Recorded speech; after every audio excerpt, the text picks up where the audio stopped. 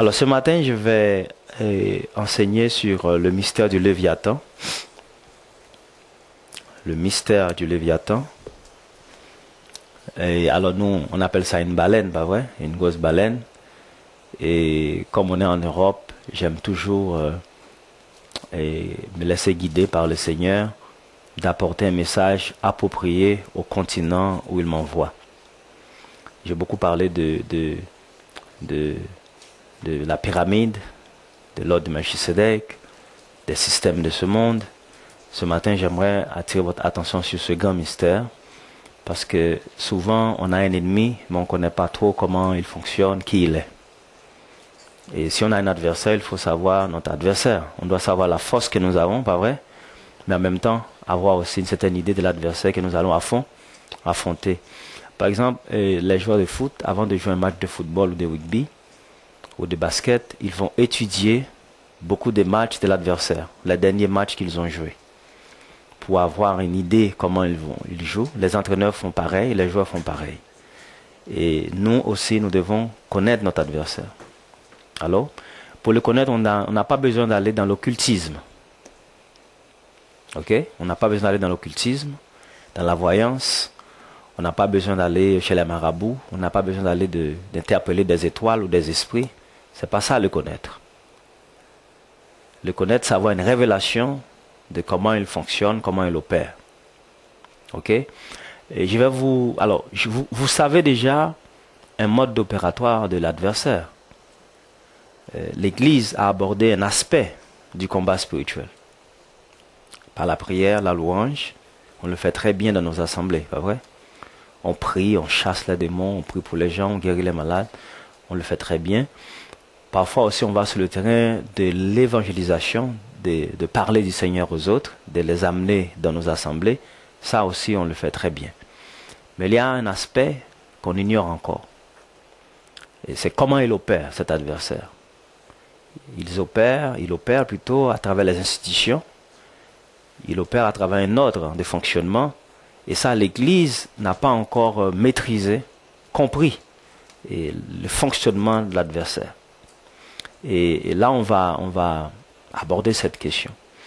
Qu'est-ce que le Léviathan? Le Léviathan, c'est un animal marin, hein, qu'on appelle la baleine. C'est un animal très joli, qui ressemble au dauphin. Et souvent, quand les gens vont dans des aquariums, ils voient les dauphins. En fait, ils sont habitués à ce type d'animaux. Parfois, on les voit dans les films, pas vrai?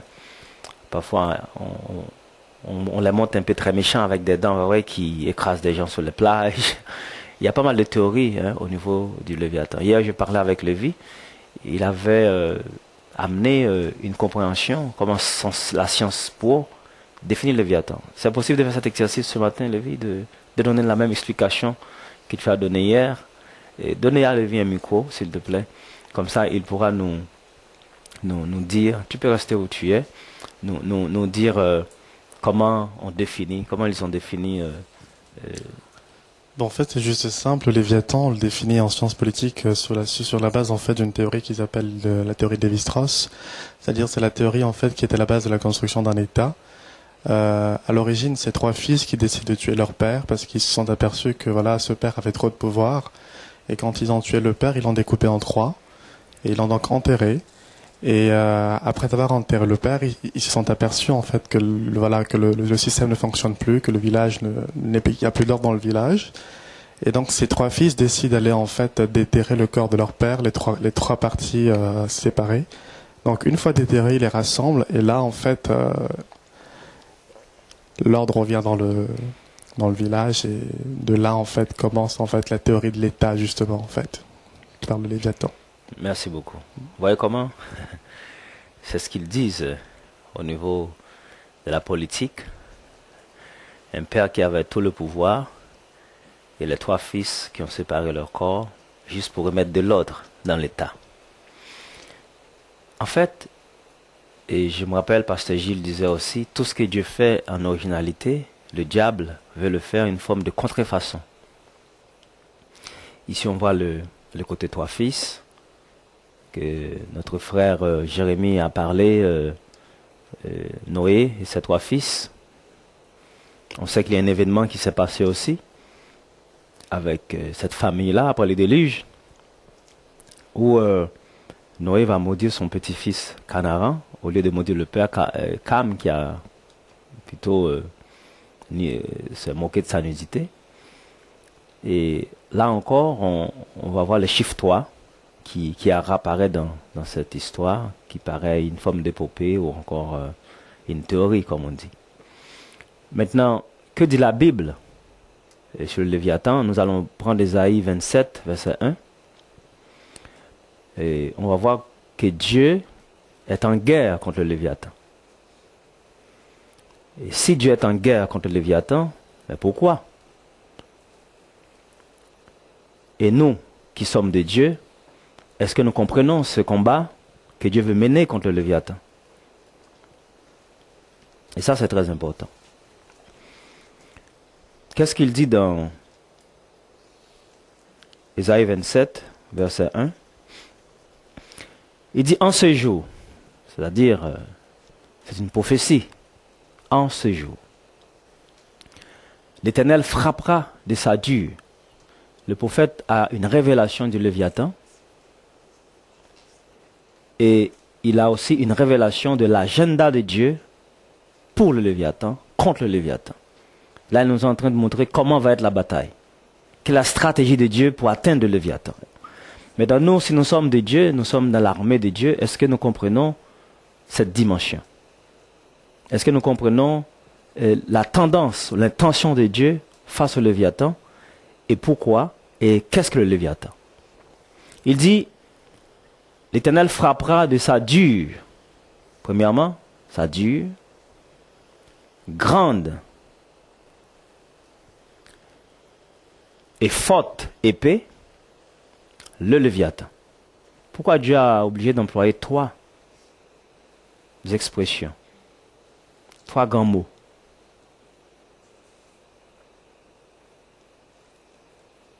Dure, grande, forte. Ce n'est pas anodin.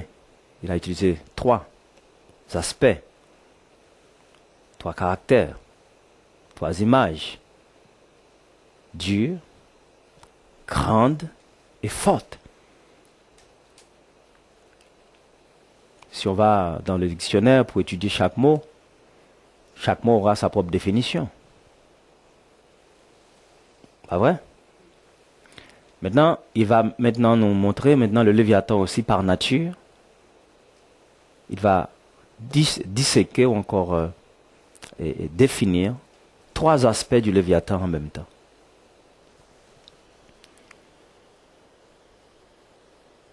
Il frappera le Léviathan, serpent fuyard. Une première nature du Léviathan. Il est fuyard. Dans vos notes, écrivez serpent fuyard.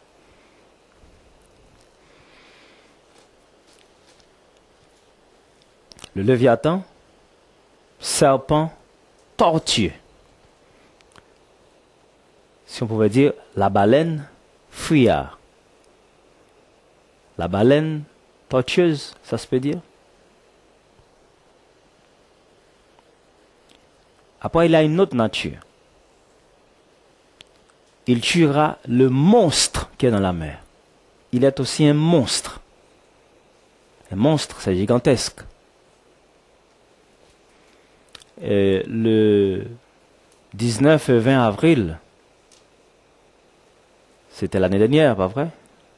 Il y avait 2 rapaces, 2 baleines qui se sont échouées à Saint-Valery-en-Caux. À 15 minutes de ma maison à pied. Hein. Et j'étais en plein jeûne dans cette période. Et quand je vais investiguer, le logo de la ville, c'est 2 Léviathans. Vous êtes de Saint-Valery, vous avez l'habitude de voir 2 poissons sur le logo de Saint-Valery. Après, on pourra me dire, bon, c'est une coïncidence. Bon.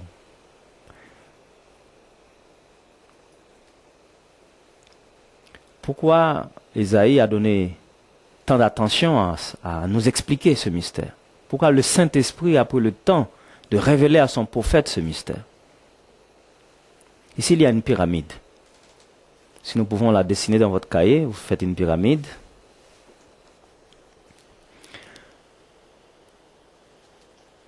L'Éternel frappera de sa dure épée le serpent fuira. L'Éternel frappera de sa dure épée le serpent fuira. Ça, c'est la première phase de la pyramide. Le Seigneur frappera de sa dure épée, le Léviathan, le serpent tortueux.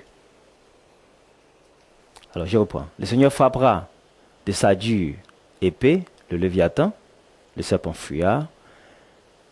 L'Éternel frappera de sa grande épée, le Léviathan, le serpent tortueux. L'Éternel frappera de sa forte épée, le monstre, le Léviathan, le monstre qui est dans la mer.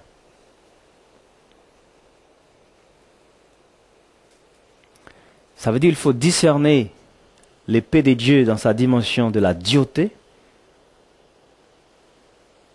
pour attaquer le serpent fuyard. Il faut discerner l'épée de Dieu dans sa grandeur pour attaquer le serpent tortueux. Il faut discerner l'épée de Dieu dans sa force pour atteindre le monstre qui est dans la mer. Là, on a 3 formules d'intercession. Nous, on peut prier vaguement, nous chassons Satan, nous chassons l'ennemi, bah ouais. On frappe de tous les sens, on a une âme. Boum. Mais là, Isaïe nous a ramenés sur terre.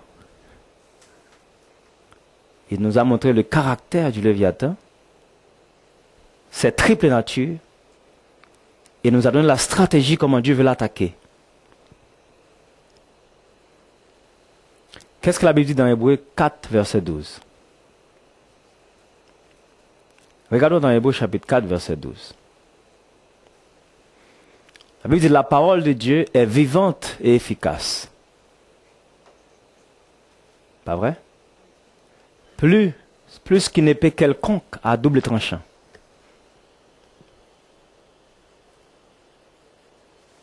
Là, elle parle de 2 tranchants. Mais l'épée dans Isaïe 27, c'est une épée à 3 tranchants. Allô? Dure, grande, forte. Il dit pénétrant jusqu'à partager âme et esprit, jointure moelle, elle juge les sentiments et les pensées du cœur. Répétons ensemble, le pouvoir de la parole de Dieu. Le pouvoir de la parole de Dieu. La parole est une épée. C'est-à-dire, c'est cette même parole qui peut être dure, grande et forte. Regarde à ton voisin. La parole, elle peut être dure, grande et forte. Nous retournons encore dans Isaïe 27. Nous retournons encore dans Isaïe 27.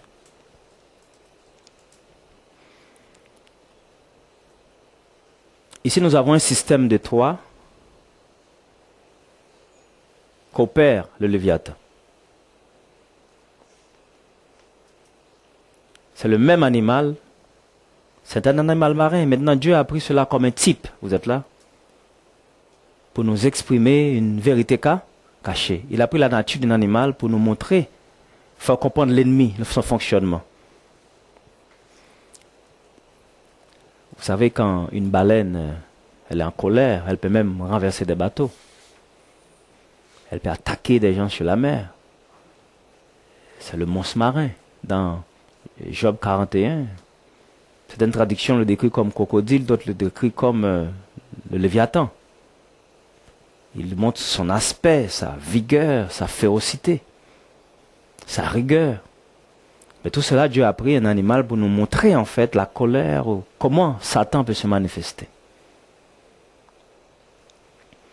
Eh bien, l'adversaire agit dans ces 3 dimensions de caractère.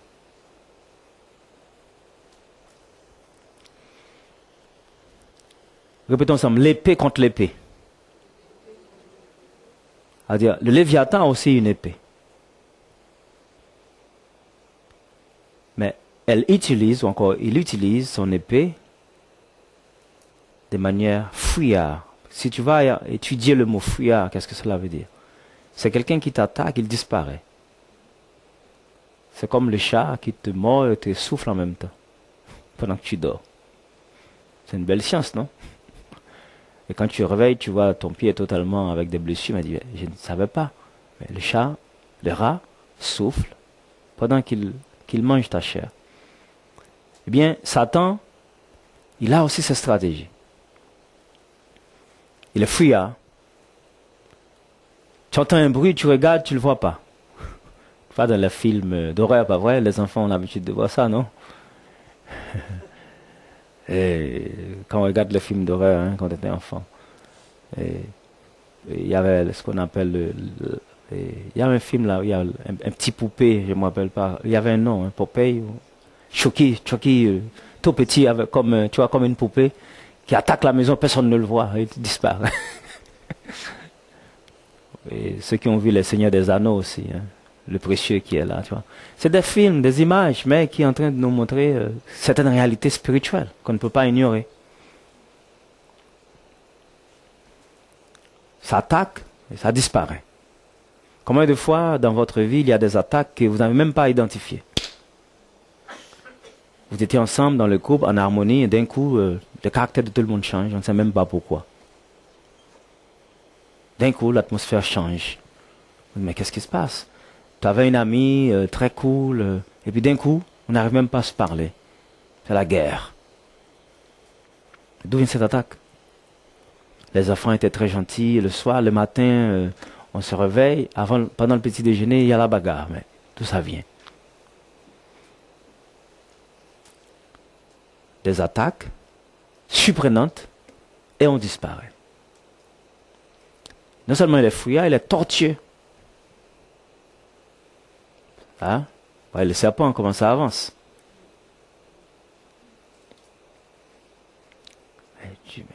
Il avance. En fait, il attaque nos vies sur ces plans spirituels. Il attaque vos familles, il attaque vos villes, vos cités, vos gouvernements. Mais le Léviathan, qui est-il? Il n'est pas seulement cela, il est impressionnant aussi. Il est un monstre. Il impressionne. Il a pas mal d'argent dans le monde aujourd'hui. Des millions et des millions de gens l'adorent.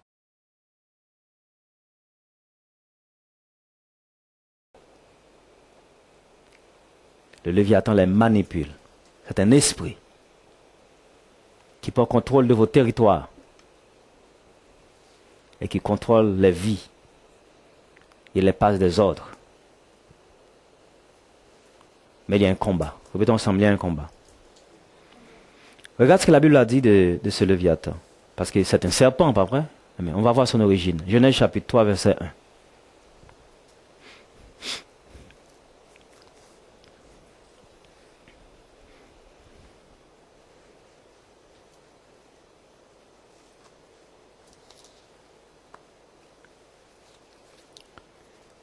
Genèse 3, verset 1. Il dit, le serpent était le plus rusé de tous les animaux des champs que l'Éternel Dieu avait fait. Qui a créé le Léviathan? Qui a créé Satan? C'est Dieu. C'est une espèce. Parfois on a du mal à l'accepter. Pourquoi elle l'a créé? Alors? Dieu a créé l'homme dans une espèce, il a créé aussi Satan dans son espèce. Je ne vais pas trop vite afin de vous laisser réfléchir en même temps. Il dit à la femme, Dieu a-t-il réellement dit? Voilà sa mission. C'est comme on vous donne la leçon, pas vrai? Lui, il est venu avec l'examen pour éprouver si vous avez bien appris la leçon. Est-ce que Dieu a-t-il réellement dit que vous devez souligner petit a ou petit b ou petit c? Maintenant, c'est à vous d'avoir la réponse. La bonne réponse revient à vous. Vous ne mangerez pas de tous les arbres du jardin? Ça veut dire qu'il y avait plusieurs arbres dans le jardin. Il y avait l'arbre de vie, l'arbre de la connaissance du bien et du mal et l'arbre naturel. Ce sont des pensées en même temps. Ce sont des idées en même temps. Ce sont des choses matérielles en même temps. Il continue. La femme répondit au serpent, nous mangerons du fruit des arbres du jardin, oui. Mais quant au fruit de l'arbre de la connaissance, alors, quant au fruit de l'arbre qui est au milieu du jardin, Dieu avait dit, vous n'en mangerez point et vous n'y toucherez point, de peur que vous ne mouriez. Ça, c'est la leçon apprise. Là, on est en examen officiel au baccalauréat, là. Ça, c'est la leçon apprise. Maintenant, écoute ce que va dire l'autre, l'adversaire de Dieu. Sa mission, c'est de faire que votre esprit soit tortueux. L'homme a cette nature tortueuse, pas vrai? Comme le serpent. Parfois, dans votre tête, il y a ça, des milliers d'idées, gauche, droite, gauche, droite. Ah ouais? Des idées droite et gauche, droite, gauche et droite, droite, gauche. Hein? Il n'est pas seulement tortueux. Il est comme un monstre aussi. Parfois des idées géantes. Tu as envie d'écraser, tu as envie de frapper, tu es en colère. Hein? Parfois même dans les couples, ces esprits se manifestent. La femme envers son mari, le mari envers sa femme. Tu regardes l'objet qui est à côté et tu dis, si c'était pas Dieu, je prenais ça, je le frappe la tête. Hein? Sinon, si j'étais pas converti, il allait voir. Hein, longtemps, j'allais le montrer. Hein. Là, on est en train de nous expliquer notre nature en même temps. Et là, la femme a répété l'histoire, c'est qu'elle a apprise. Mais regarde, le tentateur, qu'est-ce qu'il fait? Alors le serpent dit à la femme, ici voit le serpent comme le Léviathan, pas vrai? Le Léviathan dit à la femme, vous ne mourrez point. Ici, il y a deux voix. Répétons ensemble, il y a deux voix. Il y a la voix de Dieu et la voix de l'autre. Et la voix de l'homme. Ce que vous dites, ce que Dieu dit et ce que l'autre a dit. Il y a trois voix maintenant. Ce que je comprends, ce que Dieu a dit et ce que le serpent a dit. Il va continuer à commenter, documenter. Mais Dieu sait que le jour où vous en mangerez, écoutez bien, vos yeux s'ouvriront. Nous allons refaire. Mais il sait le jour où vous en mangerez, vos yeux s'ouvriront. Répétons ensemble, les yeux. L'homme a toujours besoin de connaître. C'est la curiosité humaine, le regard. L'homme veut faire des expériences pour voir qu'est-ce que ça va donner. On vote des lois pour faire des expériences. On met des mœurs dans la société pour faire des expériences. L'homme est dans cette curiosité d'ouvrir les yeux, d'avoir plus de sensations, d'avoir plus. Allô?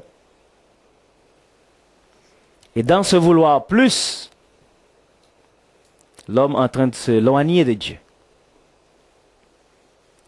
Allô? Avant, un couple, c'était un homme et une femme. On était déjà là, pas vrai?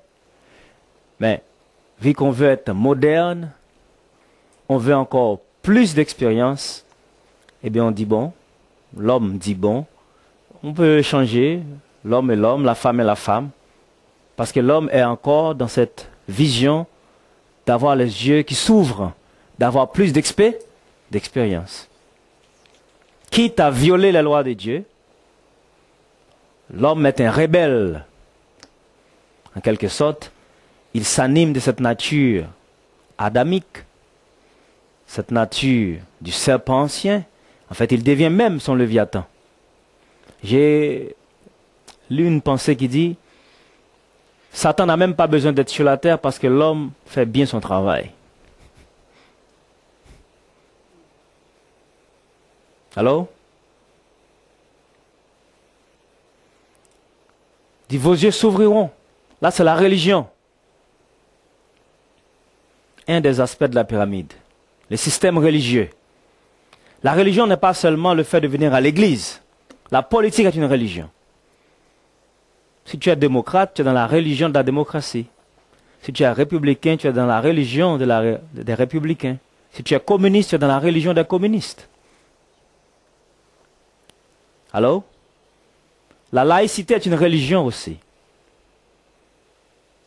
Une religion est tout ce qui réunit les hommes à travers des pensées, des idées, qu'ils sont prêts même à mourir pour ces idées en pensant que ces idées sont la vérité. Et à force de le croire, ils vont manifester ces idées afin d'informer et d'essayer de gagner d'autres personnes, de les convaincre autour de ces idées. Et mais quand les gens sont réunis à travers des pensées, des mêmes pensées, ils forment une religion parce qu'ils sont en train de développer une forme de foi à quelque chose. Ça peut être le bien-être, foi sur l'économie, la foi sur la société, mais c'est une forme de religion. La religion, elle peut être catholique, elle peut être protestante, elle peut être... quel type de religion encore? Adventiste, témoin Jéhovah. Mais elle peut être aussi politique, elle peut être aussi une religion économique. Ceux qui sont dans le monde économique, ils forment aussi une religion, parce qu'ils ont une façon de voir l'argent dans la société.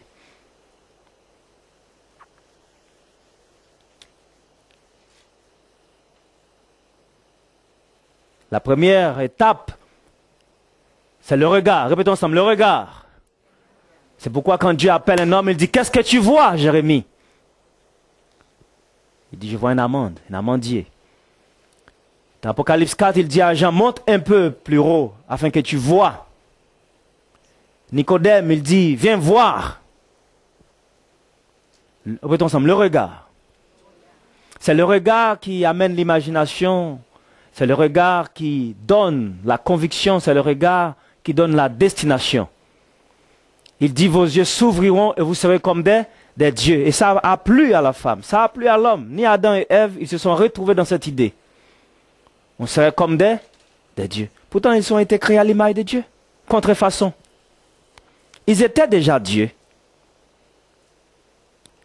Alors, c'est comme une pensée qui vient en toi qui dit, fais ceci comme ça, tu vas te montrer que tu es une femme. Mais je suis déjà une femme. Ou un homme, fais cela et tu vas te montrer que tu es un homme vrai, un véritable homme. Mais tu es déjà un homme. Combien se trouvent dans cette situation pour se prouver qu'on est des hommes? Même à son mari, je sais qu'il va retourner à la maison, je vais lui montrer aujourd'hui que je suis une femme. Alors? Ou bien l'homme va entrer et dire, je vais montrer à ma femme aujourd'hui que je suis l'homme de la maison. Parce qu'il va faire une action qui montre qu'il est l'homme. Alors, je vais montrer aux enfants, c'est moi qui est le chef ici. On a tous cette nature. On va voir qui est le patron.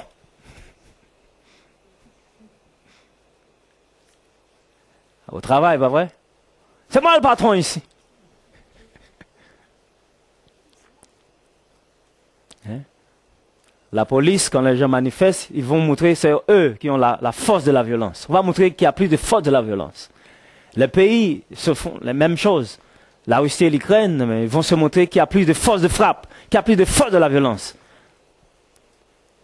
Pour se montrer qu'on est des dieux. On est toujours dans cette nature de montrer qu'on est quelqu'un, qu'on est quelque chose. J'aime bien cette pensée de Pasteur Gilles qui dit, Moïse a fait 40 ans en sachant qu'il est quelqu'un. Et notre 40 ans qu'il savait qu'il n'est plus rien. Et notre 40 ans pour savoir que c'est Dieu qui est au contrôle. Allô? Et là, pour démarrer l'histoire de Léviathan avec sa relation avec l'homme, il veut vous montrer que vous pouvez être quelqu'un. Et ça, c'est la chair. Et le système d'éducation le fait très bien. Des enfants étaient en classe primaire ensemble et tout. Après l'examen, on te fait comprendre qu'on n'est même pas dans la même classe. Il y a une catégorie pour ceux qui ont Oui, l'examen. Il y a une autre catégorie progressivement pour ceux qui n'ont pas l'examen. Et là, progressivement, vous êtes disséqués, dispersés entre camarades, jusqu'à l'université, vous savez que vous n'êtes pas n'importe qui, vous n'êtes pas comme tout le monde. En plus, on vous met une cravate, un costume, là, vous sentez que vous êtes un patron dans votre monde. Vous marchez autrement, vous parlez autrement, vous voyez autrement. Il y a une telle fierté en vous. Vous vous sentez distingué avec vos diplômes, avec vos carrières. En plus, vos fiches de paye. C'est pourquoi la première question qu'on vous demande, qu'est-ce que vous faites dans la vie? Et la réponse va déterminer dans quelle classe ou dans quel type d'amitié on va vous mettre. Allô? C'est parce qu'il sait que vous serez comme des dieux, connaissant le bien et le mal. Il y a trois choses ici. Comme des dieux, connaissant le bien et le mal. Il y a un ordre qui est créé ici. Et donc, ça met un ordre. Un ordre pyramidal. Mais c'est psychologique. C'est invisible. Mais c'est en nous. Et c'est présent. La première nature de l'homme, il veut être comme des dieux. C'est pourquoi quand on est, on veut être quelqu'un. À tout prix. On veut être respecté. On veut avoir l'autorité. Tout le monde ici a quelque chose en vous qui veut de l'autorité, qui veut le pouvoir. On veut plus de pouvoir. Ne fais pas l'humilité ici. Tout le monde ici veut plus de pouvoir. Même le président du pays, ce n'est pas suffisant, il veut encore plus de pouvoir. L'homme a quelque chose en lui qui veut plus de pouvoir. Il veut se sentir important. Alors, c'est lui le chef qui a le dernier mot. On veut tous avoir le dernier mot. Les enfants aimeraient bien avoir le dernier mot sur leurs parents à un moment donné. Si on les laisse faire, ils deviennent chefs de la maison. Hein. Alors, c'est dans la nature. Les jeunes, quand il y a une petite manifestation, ils cassent tout, parce qu'ils veulent avoir le dernier mot aussi. Les puissants font la même chose. La France aimerait bien avoir le dernier mot sur la terre. Les États-Unis veulent avoir la même chose. La Russie veut la même chose. Chaque État veut avoir le dernier mot. C'est pourquoi on va créer plus d'armées possibles. La Chine va avoir le dernier mot. Alors? Et c'est un esprit en nous que vous pouvez être comme des dieux. Dominant le bien et le mal. C'est-à-dire avoir le dernier mot sur la mort et sur la vie. Maintenant, si le regard, c'est la religion, on a tous cette religion en nous. Ceux qui vous critiquent d'être religieux, ils ne sont pas religieux. Si on vous impose l'homosexualité, ce n'est pas une religion. Elle devient une religion. Si vous n'avez pas le droit de dire non, comment je suis pasteur, je n'ai pas le droit de dire non à un mariage homosexuel. J'ai ma liberté de dire non. Comme vous avez cette propre liberté aussi de quoi? Et ça, on ne peut pas se taire là-dessus. Prison ou pas, on vous empêche de réunir ou pas, vous réunissez dans la rue.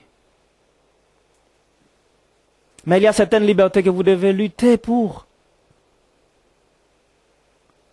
Mettons ensemble, le regard. Quel regard qu'on veut vous imposer? Ici, Satan tente d'imposer un regard à Ève. Elle pouvait dire non, non?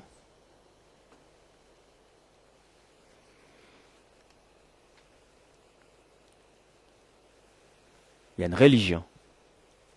Connaissance du bien, c'est quoi? C'est la politique. La politique, c'est la connaissance du bien. Tous les politiciens savent, dans leur campagne, dire de bonnes choses au peuple, aux citoyens. Aujourd'hui, on est dans un jour d'élection. Bravo pour vous qui allez voter pour défendre vos droits. On n'a pas le droit de vous dire qui voter, mais avec votre discernement, vous allez voter. Vous êtes des citoyens dans ce pays. Mais si vous votez, vous avez aussi un devoir, mais aussi un pouvoir. On vous parle plus du devoir que le pouvoir. L'État, c'est quelques ministres qui gouvernent le pays. L'État, c'est le peuple. Vous savez ça? Aujourd'hui, vous êtes l'État. On vous reconnaît tous comme l'État aujourd'hui. Oh, vous faites vos votes. Mais après les élections, vous n'êtes plus l'État. Allô? Aujourd'hui, j'imagine qu'il y a des bons poèmes partout. Si vous allumez la télé, c'est la rue, tout le monde est souriant avec vous. Les maires, vous êtes des anges maintenant, vous êtes l'État. Mais après les élections, on change le numéro de téléphone, on change d'agenda, on attend les 5 prochaines années. Dans toute la constitution du monde, il y a des bonnes choses, même en Haïti, où il y a la pauvreté, 90% de l'économie du pays est contrôlée par moins de 2% des personnes. Et c'est ainsi dans le monde. 1% des riches contrôlent 99% de l'économie mondiale. Oxfam nous a dit que 26 personnes en possèdent autant de richesses que la moitié de la population. Nous sommes plus de 8 milliards. Dans les Nations Unies, cette institution qui est appelée pour nous protéger pour la paix, il y a 193 États, nations, 20 États en possèdent, en contrôle, 95% de l'économie mondiale. Il y a 173 autres pays qui se débrouillent avec 5% de l'économie mondiale. Voilà l'état, dans l'état, de ceux qui nous protègent pour la paix.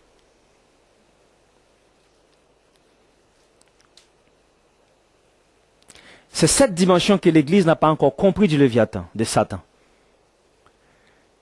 Ce n'est pas juste un esprit qui vous empêche de dormir le soir, qui vous fait un petit peu fuir, avoir peur dans vos lits, dans des rêves, ou juste qui vous envoie une petite maladie, qui vous met un petit peu dans une dépression.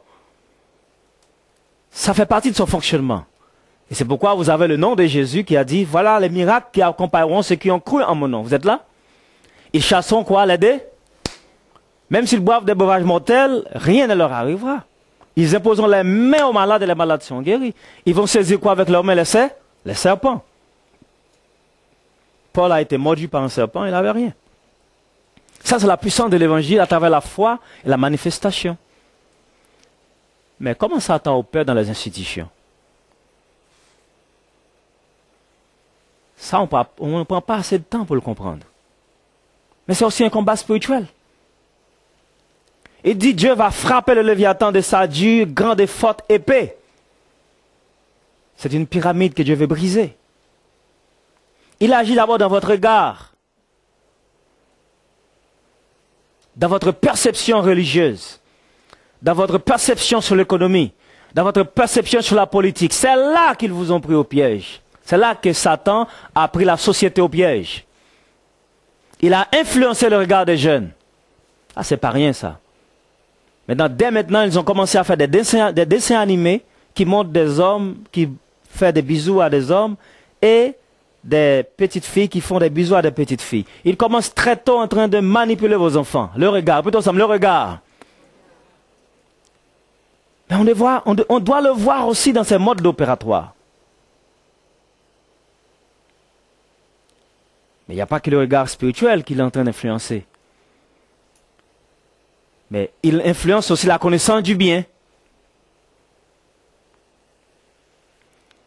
Ils mettent des systèmes de formation dans le monde du marketing pour vendre un stylo. Ce n'est pas assez suffisant, il faut mettre une femme nue à côté. Et vos enfants sont exposés à ça dans la rue aussi.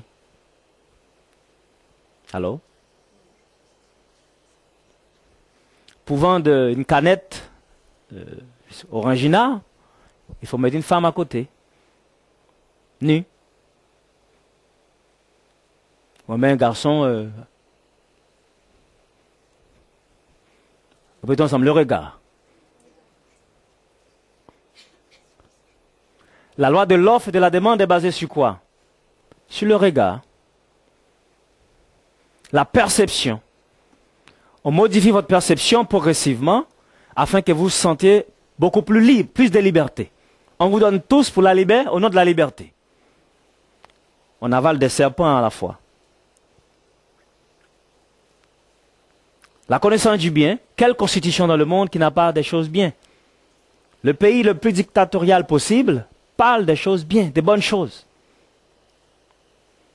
Il vous donne droit de la santé, droit à l'économie, on parle de tellement de phrases. Dans la constitution haïtienne, il y a tout. Mais quand on va vérifier entre la constitution et la réalité de la vie des gens, on voit c'est le jour et la nuit. Et l'évangile, c'est cette bonne nouvelle qui veut vous ouvrir les yeux afin d'enlever les écailles de la corruption humaine, de la confusion, afin de vous donner la liberté de comprendre la connaissance du mal. C'est l'économie. Quand on arrive sur l'économie, il n'y a plus de biens. Allô? Dans les phrases politiques, il n'y a que de bonnes choses. C'est comme un loup qui se met devant vous et qui dit, vous n'en faites pas, votez pour moi, demain matin, je serai végétarien.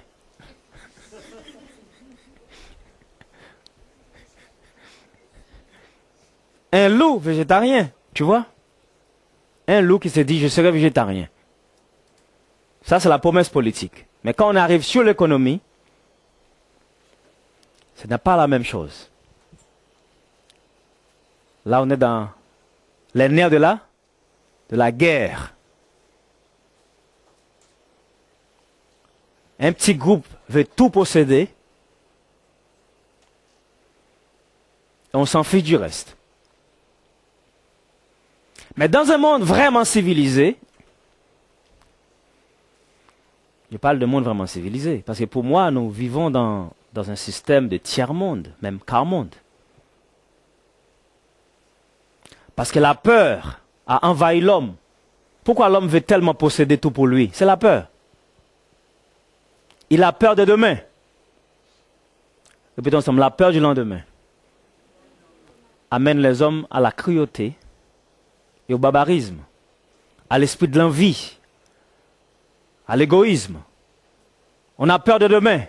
Comme on a peur de demain, on veut tout prendre, protéger aujourd'hui. On veut tout ramasser pour nos enfants, pour nous-mêmes. Vous savez, il y a plus de 700 millions de personnes aujourd'hui qui sont dans l'extrême pauvreté. Je dirais même 1 milliard. C'est-à-dire qui n'arrivent pas à manger pendant une journée. C'est ça l'extrême pauvreté. Pendant que d'autres ont tout pour jeter et gaspiller. C'est là que Satan voulait amener le monde afin de dominer. Quand on crée plus de faim dans une population, eh bien cette population est beaucoup plus faible. Elle peut accepter tout. Parce qu'elle n'a pas le pouvoir économique, elle n'a pas le pouvoir politique. Tout ce qu'on lui donne, elle est sujet à accepter. Mais ces hommes qui font cela, qui répondent à cet appel, c'est un esprit qui est derrière. Regarde ce que dit la femme, le verset 6. Satan a mis le fondement, le regard et la connaissance du bien et du mal. 3 choses. Et la femme va nous interpréter ce qu'elle a compris. La femme vit que l'arbre était quoi? Répétons ensemble. La femme vit que l'arbre était? Allons, on va arrêter. 3, 4. La femme vit que l'arbre était bon amant? Bon, je vous laisse. Faites une petite lecture. 3, 4. Lisez ensemble.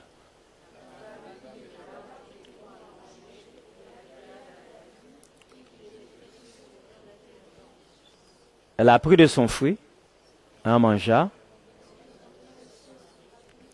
et il en mangea. Ici commence une civilisation, une autre civilisation. La femme vit que l'arbre était bon à manger. C'est quelle convoitise là? Convoitise de la chair. Agab à la vue, convoitise des yeux. Précieux pour vous l'intelligence, orgueil de la vie. Ici sonne la pyramide. La femme vit que l'arbre était bon à manger. C'est la politique. Agréable à la vue. C'est l'ordre religieux. Précieux pour l'intelligence. C'est l'ordre économique. Ces 3 ordres contrôlent tous les systèmes de notre monde. Et c'est ça que le Léviathan, que le serpent a introduit dans vos consciences et dans vos subconscients. Une pyramide. Celui qui est dans l'ordre religieux ne veut pas que l'autre rentre facilement, parce qu'il a son pouvoir. Celui qui est dans l'ordre économique, il ne veut pas que d'autres rentrent. Celui qui est dans l'ordre politique aussi, il ne veut pas que d'autres rentrent. Ces 3 ordres contrôlent la société, assiègent la société spirituellement. Et c'est ce système que Dieu dit, je vais frapper fortement, durement et terriblement. Pas pour faire du mal à l'homme, mais pour vous libérer.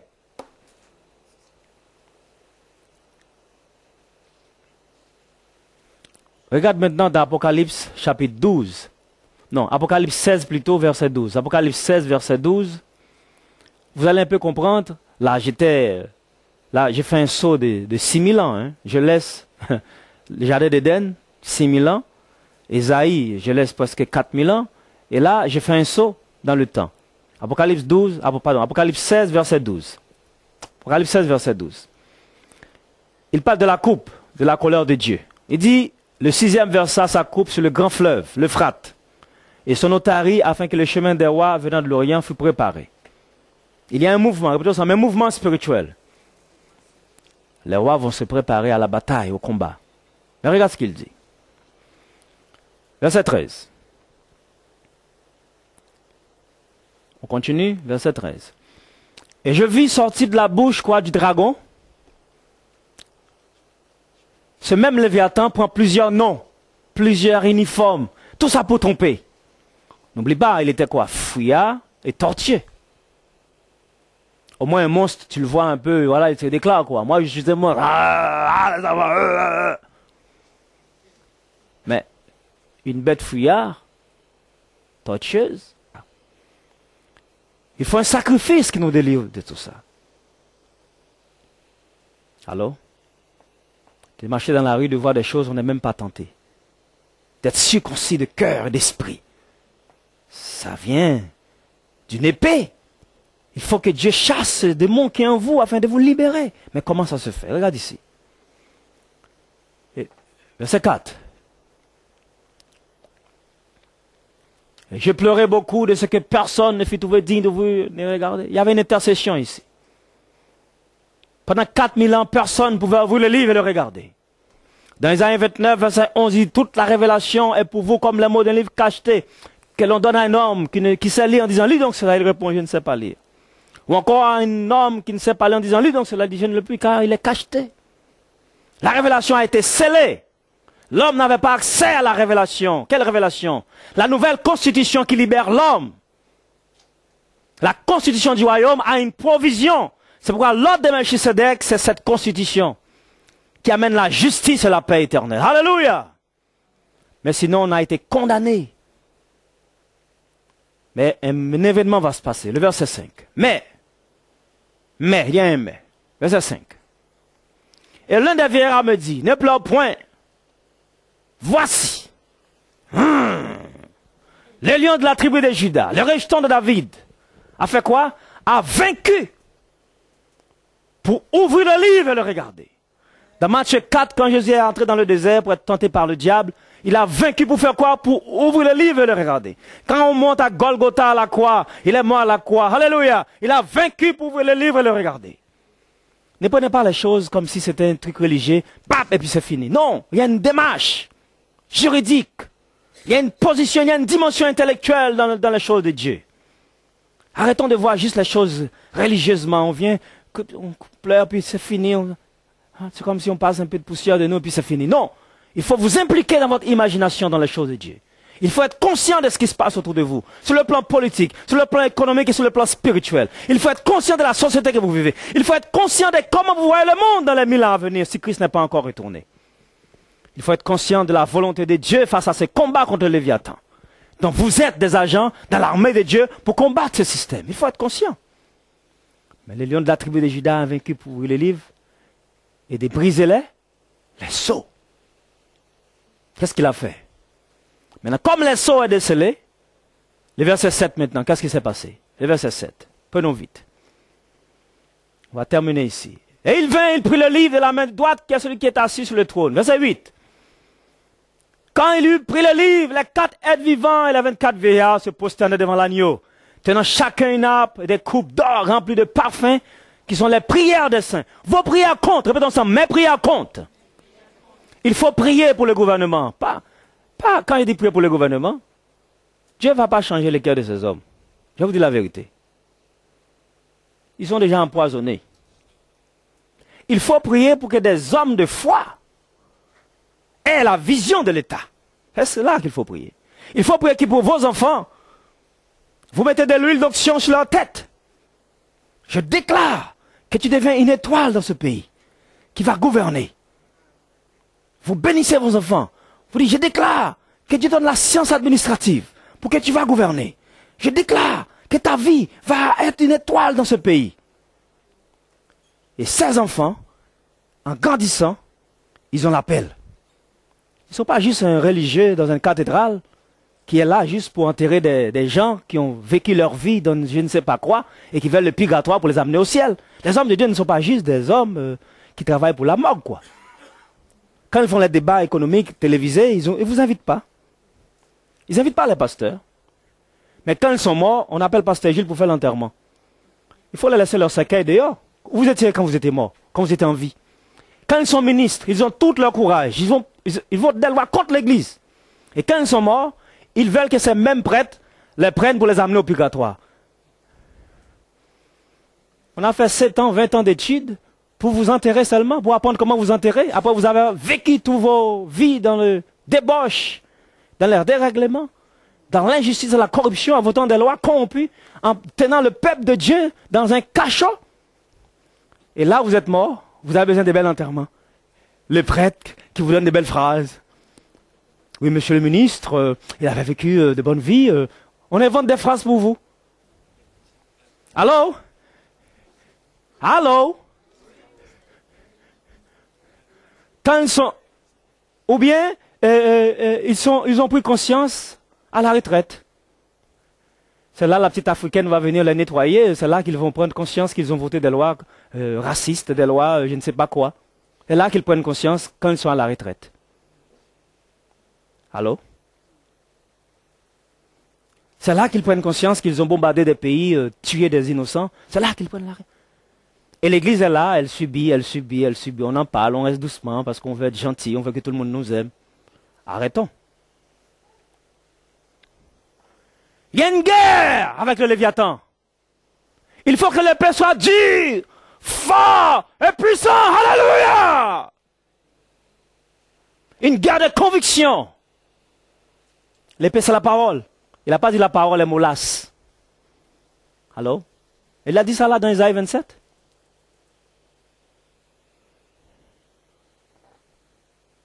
Il dit l'Éternel frappera avec une épée dure, grande et forte.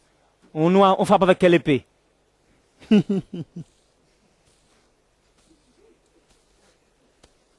Allô? Monsieur le maire, monsieur le président, monsieur le sénateur, le député. On oublie ces noms qui ont voté ces hommes. Ils n'étaient rien avant. Des simples citoyens comme vous. Allô? Ils ont le pouvoir par vous. Quand je dis vous, en tant que citoyen français, l'Église ne fait pas de vous des apartheids.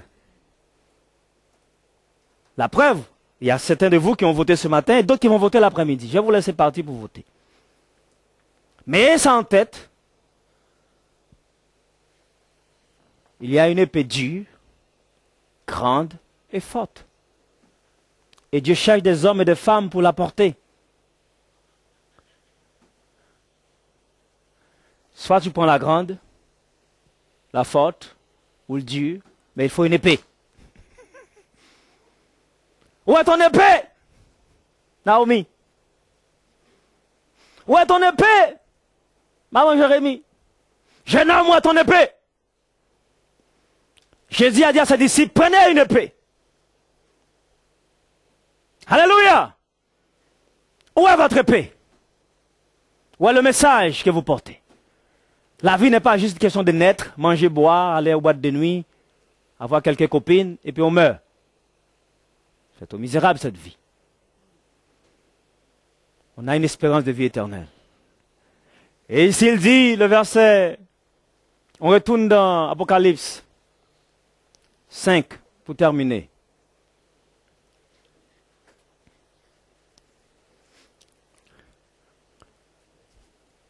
Maintenant le verset 8. Verset 8. Et quand il prit le livre, il dit c'est pour se tenir l'agneau. Voilà, on a dit ça déjà. Verset 9 maintenant. Écoutez bien, regarde l'appel. Il nous a fait sortir de ce système pour faire quoi? Pour nous amener ici. Et il chantait un cantique nouveau. Pour chanter un cantique nouveau, on va avoir besoin d'Isaïe tout à l'heure. Hein? Vous allez voir la différence. en disant, tu es digne de prendre le livre et d'en ouvrir le sceau, car tu as été quoi? Immolé. La mort de Jésus n'est pas une mort religieuse. C'est une mort de gouvernance, répète ensemble, de gouvernement. C'est un roi qui meurt afin de libérer un peuple captif. Je dis c'est un roi qui est mort. Le roi est mort, mais il a ressuscité. Alléluia. Ce n'est pas un religieux qui est mort avec une soutane, qui n'arrive même pas à parler. Oh, mesdames et messieurs, bonsoir. Qui nous aide à avoir plus de pilules. On a 7 pilules dans le monde. On a des pilules politiques, des pilules économiques. À l'église encore, on nous donne des pilules. Et à la fin, on devient des zombies. Réveillez-vous, marée noire. Il est temps de vous réveiller. Alléluia. Ne marche pas sur la terre comme si vous demandez pardon, quoi. Jésus nous a déjà pardonné. On ne va pas se faire la pardon chaque jour, chaque jour, chaque jour. Allô? On est dans la culpabilité chaque jour, chaque jour. Non, on est libéré. Il dit par son sang, il a été immolé. Il a fait quoi? Il a racheté des hommes pour Dieu par son sang de toute quoi? De toute tribu. De la France seulement? Du Canada seulement? De Nigeria seulement? Il dit de toute tribu. Après? De toute langue? Seulement le français? Il est autant pour l'espagnol, l'haïtien qui parle créole. Gloire à Dieu, on a un Dieu comme ça. Il a brisé la question des codes raciaux. La question que quand tu es blanc, tu es meilleur, quand tu es noir, tu es ci, ou bien le noir qui dit les meilleurs aussi. Chacun se réclame qu'il est meilleur de l'autre. Dieu a balayé tout cela. Alléluia! Encore le regard. C'est ce qu'il a fait? Il a balayé le regard.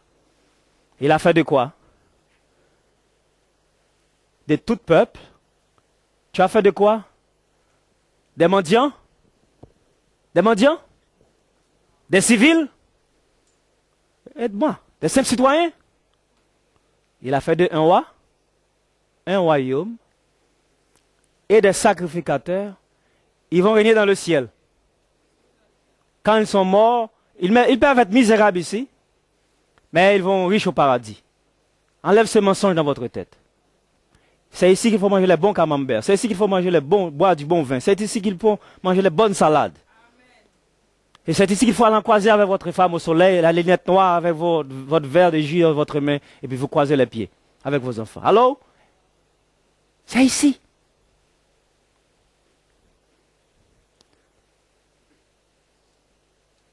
Si le paradis était seulement au ciel, vous allez avoir la place. Les politiciens allaient le prendre, je vous dis la vérité. Allô? Ils allaient le prendre. T'as vu comment ils ont pris tout? Ils allaient tout prendre aussi.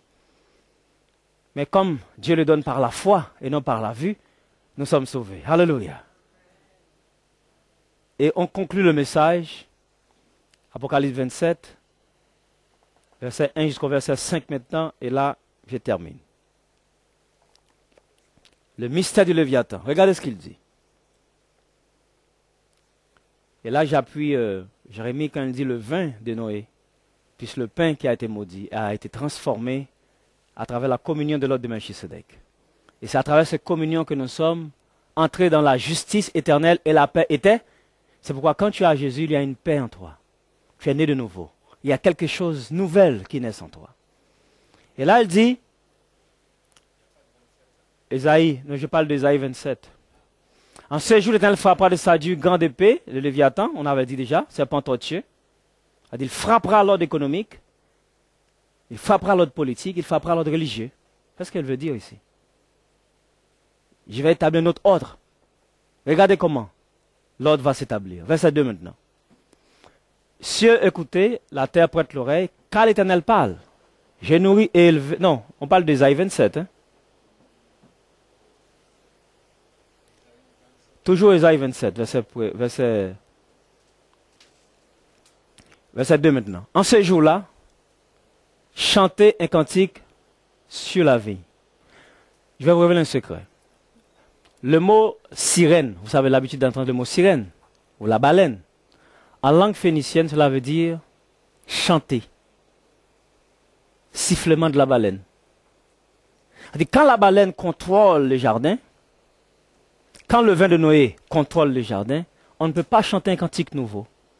On n'est pas libre de notre voix, parce qu'il contrôle notre voix. C'est des esprits méchants qui parlent dans la vie des gens, qui disent fais ci, fais ça, qui les contrôlent. Mais comme Dieu a frappé le Léviathan, là nous pouvons chanter un cantique nouveau. Quand tu vois que quelqu'un est en train de venir chanter, adorer le Seigneur, parler en langue, c'est ce chant, c'est ce frappement de l'évangile, de l'épée de Dieu dans son cœur, dans son esprit, de sa pensée, qui bouscule tous ces forteresses spirituelles. Et là, on voit une autre personne qui pleure, qui dit grâce Seigneur, qui dit Seigneur merci, nous t'adorons. Tu vois, un autre instrument d'adoration. Et là, on sent un cantique nouveau qui commence à sortir. Est-ce que vous voyez la transition? Vous voyez la transformation? C'est cette transformation que vous avez, que Dieu veut transformer dans tous les cœurs de ce monde. Et il veut passer par vous pour le faire. C'est pourquoi votre épée doit être forte, dure et grande. Et terminé, il dit, moi l'Éternel, j'en suis le gardien. Je l'arrose à chaque instant. De peur qu'on attaque nuit et jour. Je la garde. Et après, il n'y a point en moi de colère. Mais si je trouve à combattre, écoutez, des ronces et des épines, là elle parle d'un champ. Je marcherai contre elles, je les consumerai tous ensemble. Ça c'est Dieu qui parle. Hein? Le Dieu de guerre, il dit je marcherai, je consumerai. Et à la fin, à moins qu'on me prenne pour refuge, j'ai un Dieu qui veut attaquer. Il y a toutes ses armées. Je vois l'armée de Dieu qui est en marche contre tous vos ennemis. Mais s'ils font la paix, s'ils se répandent, s'ils reconnaissent votre Dieu, Dieu dit, je ferai la paix avec eux. Ici, il y a deux types de paix. À moins qu'on fasse la paix avec moi. Ici, on a la justice et la paix. C'est pourquoi dans Psaume 72, verset 3, il dit, les montagnes apporteront la paix pour le peuple et les collines aussi par le fait de la justice de Dieu. Psaume 72, verset 3. Mettez-vous debout, s'il vous plaît. Hallelujah. On a des versets où Jésus a traité les hommes race des vipères. Je n'ai pas eu le temps de vous donner ces versets. Par exemple, dans Matthieu 3, verset 7. Matthieu 3, verset 7, Jean-Baptiste a dit, race des vipères, qui vous a appris à fuir la colère à venir? Tu ne vois pas que la personne est un homme, tu le vois avec le corps humain, l'anatomie humaine, c'est juste un humain. S'il n'a pas l'esprit de Dieu, c'est un serpent, c'est un vipère, c'est un léviathan. Quand tu n'as pas l'esprit de Dieu en toi, tu es un léviathan. C'est fort, hein? Tu es possédé par cet esprit-là. Dans Matthieu 23, verset 33 aussi, au verset 35, il parle de race de vipères. Dans Matthieu 12, 34 aussi, il parle de race de vipères. Ils disent non, on a Abraham pour père. Ils disent non, votre père est le diable. Parce que si vous avez Abraham pour père, vous allez écouter ma parole. Vous ne pouvez pas écouter ma parole parce que vous êtes les fils du diable.